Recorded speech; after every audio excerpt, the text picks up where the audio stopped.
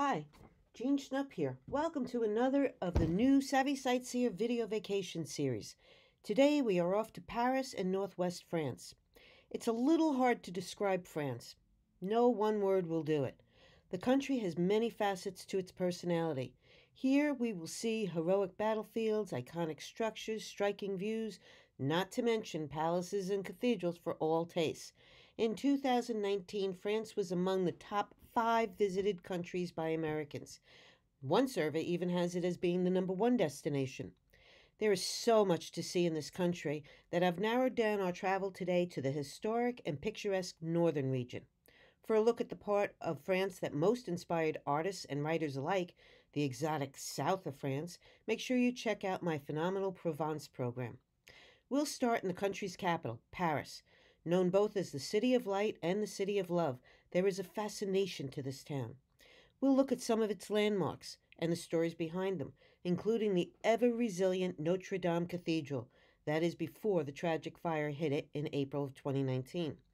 We'll visit the fabulous Palace of Versailles' little-known enclave of Marie Antoinette, her secluded hamlet. Then we'll head northwest to Normandy and the historic American cemetery and its moving tributes to our soldiers. We'll also journey to an island cathedral with an unusual second purpose before sweeping into the lavish Loire Valley for its splendid chateaux and Leonardo da Vinci's surprising stash. Come, let's go to this fascinating and very beautiful country. I thought a great way to see some of Paris's iconic sights without the hustle and bustle and traffic and sightseers would be from the River Seine, which bisects the city. The river cruise took me first past this building, the Musée d'Orsay, which in 1978 was classified as an historical monument. It was once a railway station built to handle tourists for the 1900 World's Fair. Eventually, its platforms proved too short for modern trains, and in 1986, it was reopened as a world-class museum featuring all types of art from the second half of the 19th century. Instead of such classic sights, I found I was drawn more to items on the river itself. Over 30 pedestrian and/or transit bridges, or ponts, P-O-N-T-S, span the historic waterway. Each one is unique and deserves a tourist's attention, like the Pont de Berre, built in 1902. The design for a two-tiered bridge, the lower level for cars and pedestrians, the upper for trains, came out of a competition to replace an old metal footbridge. It epitomizes modern times and industry with several large iron sculptures and statues. This group represents the boatmen. On the other side of the bridge are ironsmith riveters. The central arch has 4 huge statues.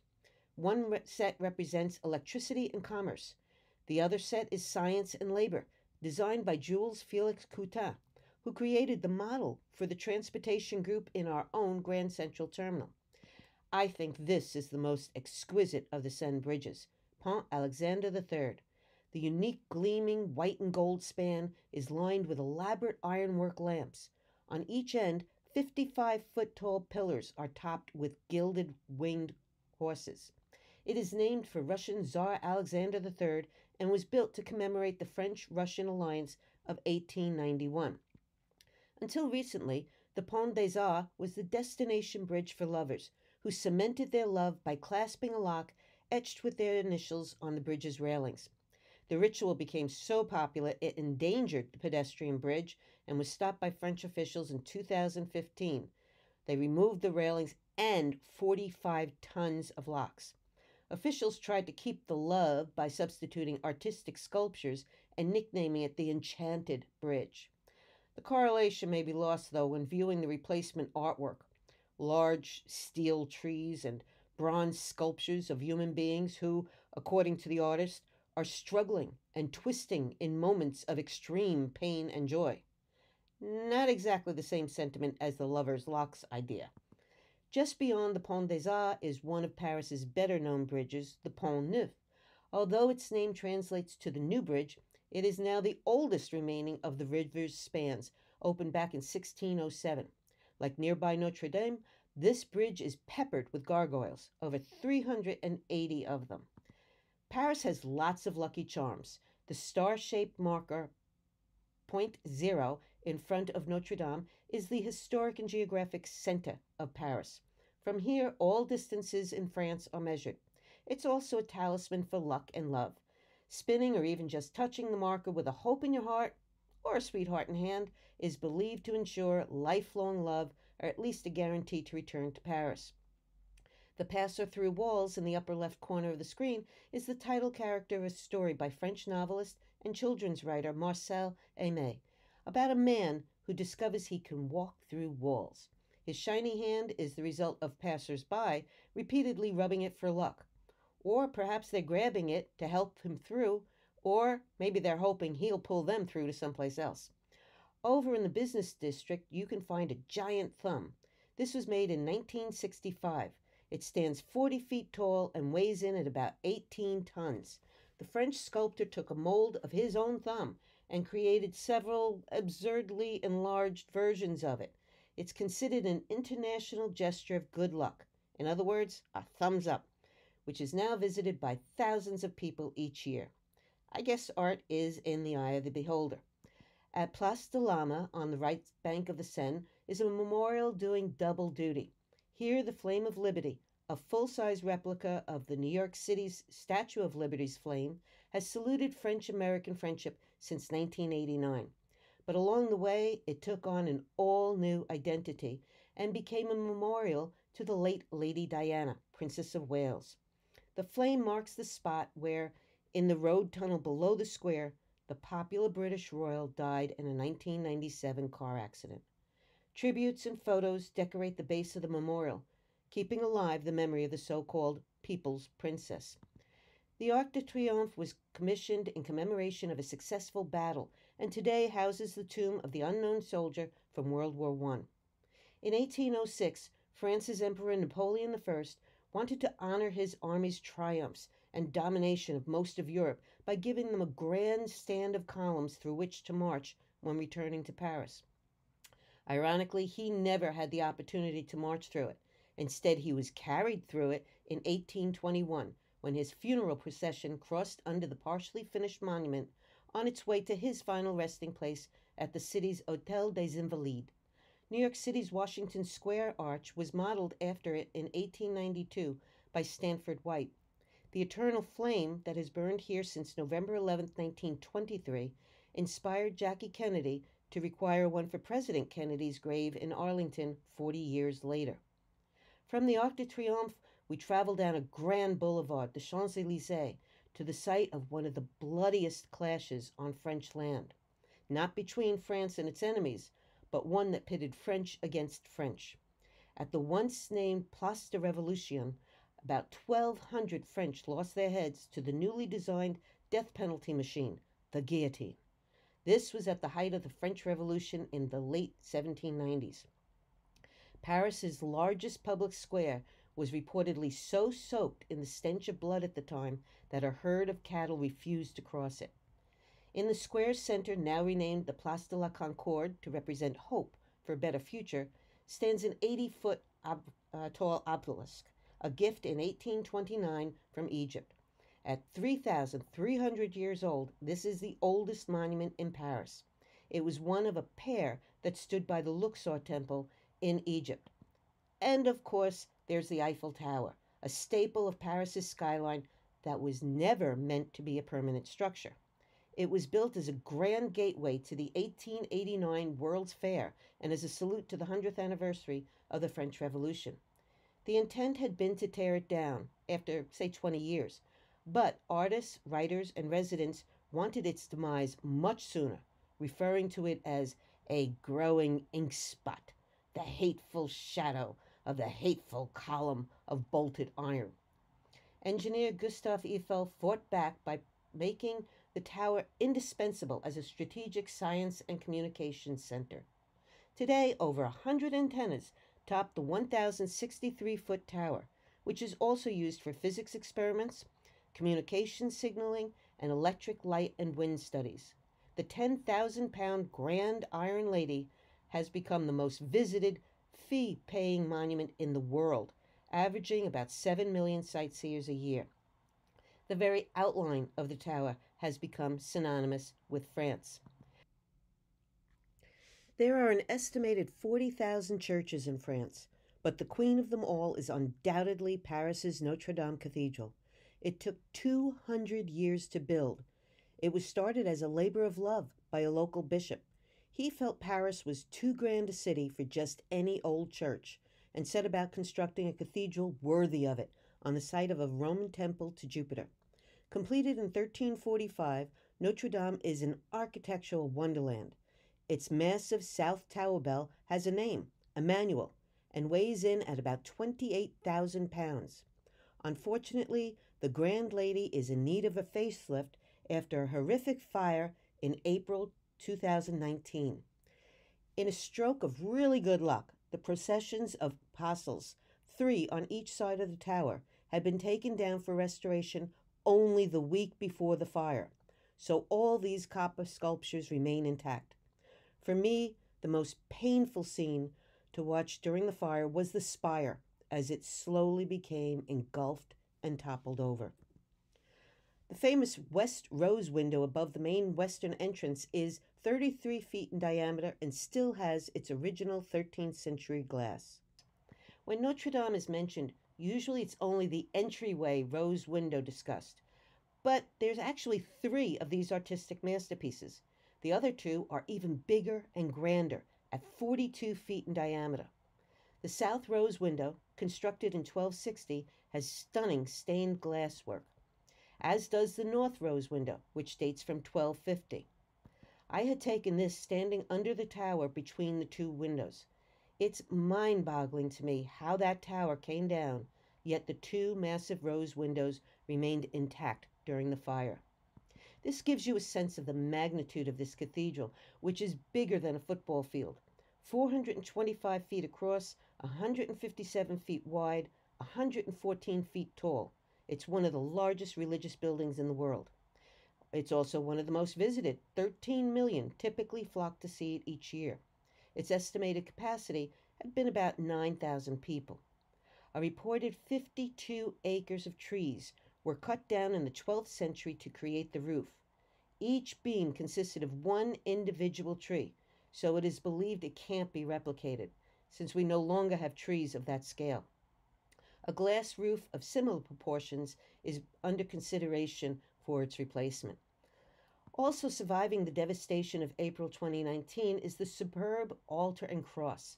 The flame-retardant wood cross covered with gold leaf was a relatively recent addition in 1994. Without any embedded illumination, firefighters were surprised that it appeared to glow through the smoke. "It's very curious," the artist said. "She simply did her duty. She shone in the night and in the chaos." Another Parisian landmark bathed in gold is Versailles, not just another royal residence of French kings in the 17th and 18th century. It was pretty much a city on its own, with tens of thousands of residents. King Louis XIV, known as the Sun King, made a pet project of turning his royal hunting lodge into one of Europe's largest complexes, an astounding one-of-a-kind cultural and political center of France. The entire estate comprises some 30,000 acres and took thousands of workers over 50 years to develop, at a cost estimated in today's value of about $2 billion US. But cost was never an issue. Louis simply opened the country's treasury to fund the project. Statistics demonstrate the estate's excesses: 700 rooms, 67 staircases, over 2,000 windows. There's 2,000 sculptures around the buildings and grounds, and gold or gold leaf is in ample supply. The main entry gate had 100,000 gold leaves. So looking at all that gold, is no wonder a revolution was started by starving peasants. About 7 million visitors tour Versailles annually, an easy day trip from Paris, which is only about 12 miles away. My reaction walking from room to room was that every square inch from floor to ceiling was covered in some kind of art. In the Abundance Salon, this ceiling art features images symbolizing the king's power, the scepter for his rule, overflowing gold coins underscore his wealth, and angels signify his divine right, the right that is supposedly given to a king or a queen by God to rule a country. And that right is hereditary. It stays in one bloodline. One of the most famous rooms is the Hall of Mirrors, where in 1919 the Treaty of Versailles, ending World War I, was signed. The hall is indeed the visual jewel of the chateau. The 30-section ceiling arch illustrates the glorious history of Louis XIV, his military and diplomatic victories, as well as reforms he instituted in the kingdom. There are 357 mirrors that surround 17 arches and are opposite 17 windows. The sun pours in, bouncing off 24 gilded candelabra that held thousands of candles. American author Mark Twain visited the estate in 1869 and said, "Your brain grows giddy, stupefied by the world of beauty around you." That was Louis's goal, to demonstrate the Sun King's power and influence as a divine ruler, intimidating peasants as well as anyone who did business with him at the palace. This showcase fountain depicts Apollo, the sun god of Roman myth, with a face strangely resembling Louis XIV. It rises dramatically out of the waters on his daily journey to transport the sun across the sky. Louis XIV was nothing if not subtle. Versailles' French-style formal gardens took 40 years to complete. Louis XIV valued them as much as the palace. The strong geometric patterns symbolize the king's power and authority, the ability to bend nature to man's will. The Sun King wanted them to magnify the glory of his palace at Versailles, which was itself a monument to his absolute rule. The 250 acres of gardens include 200,000 trees, hundreds of fountainheads, and about 210,000 flowers that are still planted every year. No surprise, then, that Versailles tops the list of National Geographic's top 10 gardens in the world. Young Marie Antoinette, who was used to a more down-to-earth lifestyle in her mother's Austrian court, found Versailles life just a little too hectic and demanding. She developed a retreat on the estate about a mile from the main palace and turned it into a little fantasy world of escape called the Petit Trianon. An extensive, renowned botanical gardens and greenhouses were ripped out and the land remodeled after an English garden. Marie Antoinette said, "Here I am no longer queen, I am me." Hundreds of gardeners worked on the transformation for about 7 years, building hills and creating streams for a pastoral rustic garden. In 1783, an English hamlet complete with 12 buildings, a watermill, and a dairy farm were added over a 3-year period. The Marlborough Tower overlooks the big man-made lake on which they had boat rides and fishing outings. The tower's upper portion was used as an observatory and also to communicate with the Palace of Versailles via signals. Such was life before cell phones. A farm was located outside the village and sheltered various livestock. Marie was said to have dressed as a milkmaid to live out parts of her fantasy. On the coast of Normandy, northwest of Paris, is a somber site, the American cemetery at Colleville-sur-Mer. This is an extremely respectful place with neatly lined stark white crosses and stars of David, over 9,000 in all. And there's another 1,600 commemorations on the walls of the missing. There's something about seeing the American flag flying alone so majestically on basically foreign soil. It is one thing to read about this place in your history books. It is quite another to stand and look down on where the Allies actually landed from the viewpoint of the German army's stronghold. The overwhelming odds against a successful incursion on French soil by Allied forces is driven home by the mere act of standing on this hill, looking down at what is known as Omaha Beach, where American soldiers stormed ashore on D-Day, June 6, 1944. Thousands of Americans died during the initial onslaught alone. They had to avoid underwater obstacles, then get through the beach that was mined and covered with impediments, such as wooden stakes, metal tripods, and barbed wire, all while dodging a hail of gunfire from up here. Overlooking the gravestones is a soaring 22-foot-tall bronze statue called the Spirit of American Youth Rising from the Waves. The stones set in the memorial area floor are from Omaha Beach, and written above is, "This embattled shore, portal of freedom, is forever hallowed by the ideals, the value, and the sacrifices of our fellow countrymen.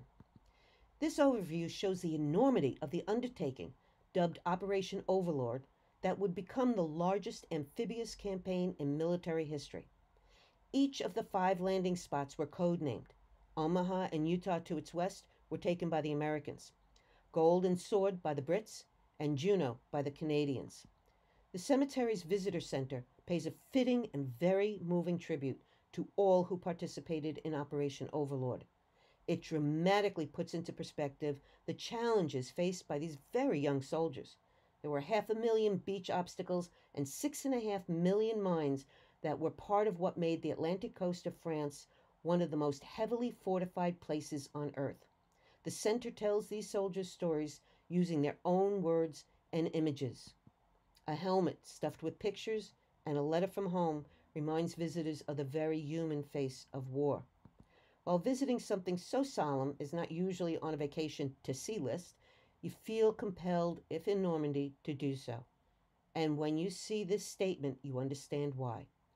Think not only upon their passing, remember the glory of their spirit. Not all sites in the area are war-related. The French cathedral, Mont Saint-Michel in Normandy, on the border with Brittany, has one of the most recognizable silhouettes in the world. After reportedly being visited by Michael the Archangel in the 8th century, a local bishop built an abbey on the very top of a rocky island in the bay. It became a pilgrimage site, repeatedly expanded to accommodate the ever-increasing number of religious devotees. After doing an unlikely stint as a prison during the French Revolution, they'd housed up to 14,000 inmates here. The abbey is again a working monastery, welcoming visiting pilgrims. Millions of tourists also flock to the site to admire its unique look, which earned it a place on UNESCO's World Heritage Sites in 1979 for its exceptional combination of natural and cultural elements. Not all visitors, though, including myself, follow the devoted religious and make the arduous trip all the way to the top of the abbey, which is 264 feet up, taking 900 steps. Mont Saint-Michel's most unusual feature is how it can quickly become disconnected from the mainland when its connecting mudflats disappear and it reverts to island status thanks to the highest spring tides in continental Europe. Author Victor Hugo described the tide rushing as swiftly as a galloping horse. The water level can mushroom to 45 feet, gushing in at 200 feet per second. Early pilgrims walking the mudflats were caught unaware and some lost their lives. Later, drivers who didn't pay attention to the tidal times returned to find their cars immersed. Finally, in 2015, cars were banned and a bridge opened to safely transport guests from a mainland parking lot to the mall. Much safer all around. I was on the tram when the tide came in. It was indeed galloping. In 2015, a solar eclipse brought in even higher tides, a whopping 46 feet high, over 18 feet above normal. The next time it will go that high is in 2033. I've saved arguably the best for last. That's the Loire Valley. When royals needed a break from daily routines and backbiting politics, they flocked to their country homes. Elaborate chateaux along scenic Loire Valley and its river cutting east to west across central France. They outdid each other with enchanting castles, carefully designed grounds, and lavish interiors. In 2000, UNESCO made a nearly 180-mile stretch of the valley with over 40 chateaux, part of its World Heritage Sites. This is my favorite, the Chateau de Chenonceau, dubbed the Chateau of the Ladies, in salute to the influence of its formidable women owners through the centuries. It is one of the finest of the valley's castles and exemplifies sumptuous tastes of the rich, intertwined with historical events and lots of melodrama. Each owner built on the original modest 15th century fairy tale castle until you have the stunner that we see today. Its main saga starts in the mid-1500s when King Henry II gave the property to his mistress, Diane de Poitiers. She put a decidedly female stamp on it and extended a bridge from the main building across the River Cher, giving the chateau a unique look. She also laid out gardens considered to be the most spectacular and modern of the time. Her reign as both mistress of the king and the chateau ended suddenly with the king's death and her subsequent eviction by the cuckolded queen, the powerful Catherine de' Medici. The palace became the seat of power for de' Medici when she ruled France as regent on behalf of her young son, Francis II. All rooms are fully furnished. Fresh flowers grown on the property or on the tables and the mantels throughout the house, giving the chateau a welcoming feeling, not at all like a museum. This is the Five Queens bedroom, named in memory of de' Medici's 2 daughters and 3 daughters-in-law. This is the cheery little bedroom of Louise. She retired to Chenonceaux to mourn the death of her husband, King Henry III, who was assassinated in 1589. Ironically, while her room was decorated in black, with objects of mourning like silver tears and gravediggers' shovels, she was required to dress in all white. That was the protocol for royal mourning, so she was dubbed the White Queen. De' Medici took de Poitiers Bridge addition a step further and built on it a 200-foot-long gallery. Inside is a magnificent ballroom with checkerboard marble floor. This became the hotspot for entertainment. When her son, Francis II, married Mary, Queen of Scots in 1560, de' Medici hosted the event at the chateau. The Menier family, prominent chocolatiers, bought the chateau in 1913. During World War I, they turned it into a hospital and treated thousands of French soldiers. Carrying on the tradition of strong women who left their imprint on Chenonceaux, Simone Menier took advantage of a strange set of circumstances during World War II. Bizarrely, the River Cher, which ran under the bridge and the ballroom, constituted the line of demarcation. That's the wartime boundary between free and occupied France. The south side of the castle sat in unoccupied France, while land on the north side was held by the Nazis. Simone helped the resistance smuggle escapees through the gallery's south entrance. Chenonceaux is second only to Versailles as the most visited home in France. At nearby Amboise is a house that gets overlooked by many who rush instead to see the remains of a royal palace. But this should be a must-see for anyone going there. 2019 commemorated 500 years since the great artist Leonardo da Vinci died at this home, Chateau Clos-Lucé. He had moved from Italy to France as a guest of King Francis I. Da Vinci is buried in the Royal Chateau's chapel, which can be reached from here by an underground passageway. Clos-Lucé provides a unique glimpse into the Renaissance man's life and thoughts. His living quarters are beautifully furnished, from his lush 4-poster bed to a roomy kitchen. But the best sights are found in the basement. Visitors can learn about the multi-talented, multifaceted dimensions of this man. He is identified most often with his art, the Mona Lisa or the Last Supper, but he was much more: a mathematician, civil and military engineer, architect, town planner, anatomist, painter. He was skilled in optics, hydraulics, and aeronautics.